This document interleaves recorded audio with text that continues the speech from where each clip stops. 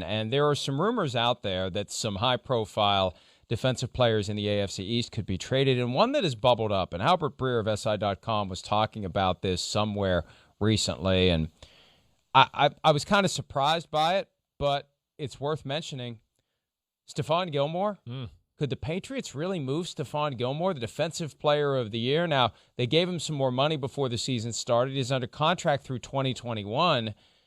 That's a stunner to me, that it would even be a point of conversation, Chris. I agreed. I mean, I don't know if I'm going to buy it yet. Now, I know it's Albert Breer. He's pretty connected with the New England Patriots, things like that up there in Boston, to where maybe he knows something we don't. But I'm not going to buy it until I hear a little bit more of a confirmation. I'm not trying to be disrespectful to Albert Breer or anything like that. But just, yeah, I mean, they're predicated on their secondary. What he does is so much a part of their success because of who he can match up with, and it allows them to do all these different things off of it. Last week on big third downs, it was Stephon Gilmore versus George Kittle. I mean, that's what they did. So I would have a hard time thinking that Bill Belichick would part with that unless maybe, like you said in the first segment, Mike, unless New England's starting to go, there's no way we can win the Super Bowl this year. We're out of it. Maybe we get to the playoffs, but who cares? We don't play for playoffs. We play for Super Bowl. Let's worry about next year. J.C. Jackson, we're going to have to pay him at some point, maybe, but I would have a hard time thinking that right now at this point of the year. And we know the Bill Belichick approach. Get rid of a guy 1 year too early instead of 1 year too late. That's right. Maybe they're seeing something that the rest of us don't, that would constitute slippage, or just the fact that Gilmore came back to the trough for more money. That doesn't usually sit well with the folks in New England. Maybe that has fueled some sort of a sense that now's the time to sell the asset. And ultimately I hate that because it removes the humanity from the sport. I know. But that's the reality. These teams are constantly churning assets who are human beings, who they have to make a decision. Does this guy still have a place on this team? Does he not? Is this a moment where we can get more for him than we would get next year, even in the offseason? Right. Maybe there's a content. Maybe they can dump him onto the Lions for their first-round pick next year, Chris. I mean, listen, they'd probably be able to get a king's ransom for him still. He is still a top-tier corner in football. There is slippage, though, to your point. I mean, it's not as dominant as it's been the previous 2 or 3 years. It's not. Definitely not. He's still one of the best pure cover corners out there. But last few years, you can literally go, oh, Gilmore's on him, shut down, forget it. Maybe that guy gets 2 or 3 catches. Okay, so what? This year, we've seen some moments of, there was a moment or two last week with Kittle beating him. We saw DK Metcalf have his way a little bit here and there with him. So, yeah, there's moments there to where, to your point, and you've always said this, where maybe Bill does see, like, hey, there's slippage, but his value's still really, really at a peak, as far as that's concerned. But I just still, at this point, I know it's 2-4. I just don't think New England would throw in the towel quite yet. I guess that's where I just don't buy it yet. It's like knowing when to dump a stock, yeah. And you have inside information. And Bill Belichick has more information than anyone else about the stock that is Stephon Gilmore, and this may be the time to dump it and get maximum value. It's that simple. And again, I hate that because it removes the humanity from the sport, but the humanity necessarily is removed. You have to have a ruthlessness to you when you just move these pieces around on a chessboard. What are we going to do? What move are we going to make? When are we going to part ways with a guy that can maybe set us up to get better talent next year and beyond, if we can find someone who will give us a lot more now for Stephon Gilmore than maybe they would in the offseason. Xavien Howard signed a long-term contract in 2019 that made him technically the highest-paid corner in football, new money average, yada, yada. It wasn't as great of a deal as it was sold to be, but still, it showed a long-term commitment. The Dolphins want him. They're all in, unless they aren't. Now, this is an interesting dynamic that emerged yesterday. It is very interesting. Because you've got multiple newspapers in South Florida that caught wind of the fact that teams were calling the Dolphins about Xavien Howard. Right. They're making the phone calls, and that in and of itself is newsworthy. But you have to couch it the right way. Yes. You're not shopping him. We've been down this road before with other players. You're not shopping him. You're not picking up the phone saying, hey, do you want this guy? Do you want this guy? Do you want this guy?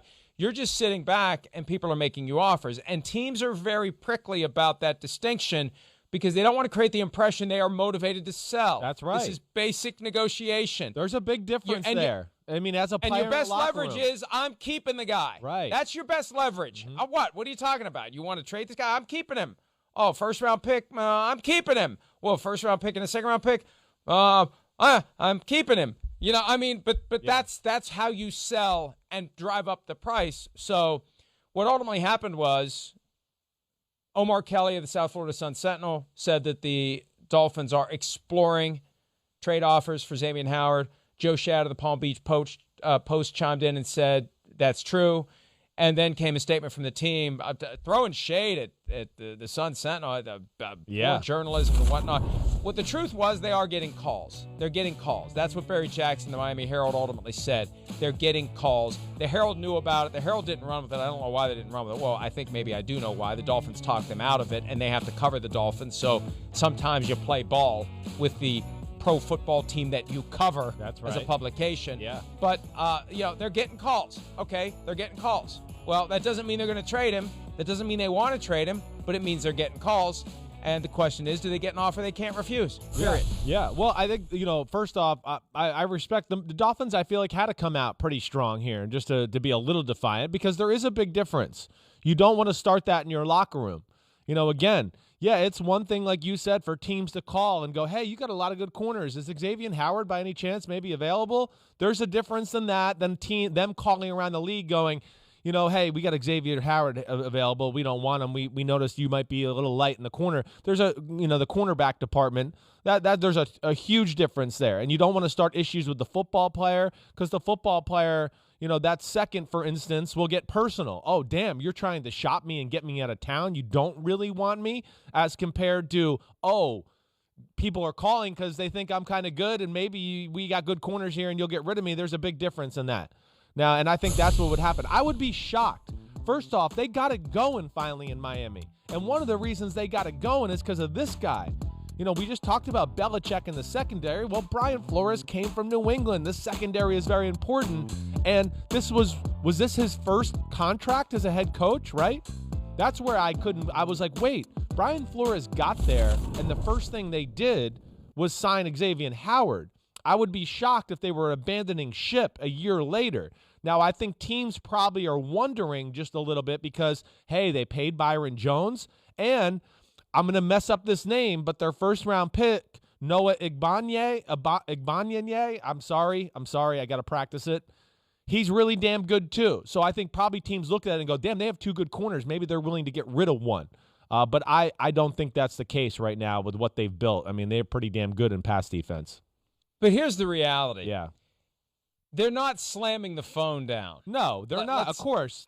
Right. Everybody's available, Mike, in football. Right. I mean, there's only price. a handful of guys. There's right. only a handful of guys who are untouchable. That's the point that I was making about Michael Thomas earlier this week. Yeah. Would the Saints entertain offers? Well, it depends on what someone's offering. Better be a and was damn there ransom. an effort to try to get another team to maybe make an offer? Yeah, there was. That doesn't mean that they would do it, but it also doesn't mean you slam the phone down. I think you slam the phone down for Patrick Mahomes. You slam it down for Russell Wilson. Yeah. You slam it down. Do you slam it down for Kyler Murray? I think you slam it down right for now. Kyler Murray. You do. You do slam it down. I think right you now. do. Yes, agreed. You slam it down for Lamar Jackson, right? Don't you? Yes. Right. Agreed. That's it from a quarterback standpoint. Am I missing someone? I'd be quarterback. Yeah. I mean, yeah. I don't know. Of course, Aaron Rodgers and Josh Allen pop into my mind a little right now, to where I'd be very scared to abandon ship on either one of them. I mean, I would be scared to, because I'd be scared like, oh, we traded him, but damn, there he is being a superstar and winning a Super Bowl and throwing it in our face. So, but I think your point's real. As quarterbacks, I think those are the definite ones. Yes. Yeah. Now, and defensive players like Aaron Donald would be it. Maybe one of the or both of the Boses. I don't know. Nick's got the ACL he's coming off of. Yeah, Nick's probably in. Nick and Joe probably are right. There aren't many guys where you hit you see the phone ring, you hit the button that says decline, and there's a more colloquial name for the button that we can't use. I don't know. I mean, I assume that's widely used. Never mind. Let's just move on. I don't know what the hell you're talking about. You got me confused here. We'll talk about it during break. No, we'll revisit the next segment. I'm going to bring it up. And hopefully our mics will be down when we talk about it. Last one, Quinnen Williams. There's talk that the third overall pick in the 2019 draft is available. He was on SiriusXM SEC radio last night. Basically, hey, all I do is show up and work. What can I do? I mean, I think anybody currently playing for the Jets would be thrilled to be traded to another team at this point, frankly. Right? Well, I mean, put yourself in their shoes. Wouldn't you? You're like being rescued. Yeah. I mean, there is something. I mean, if you're a player in the Jets right now, there's no light at the end of the tunnel. That would be frustrating. You'd be going, damn. It doesn't even look like we can be really competitive next year.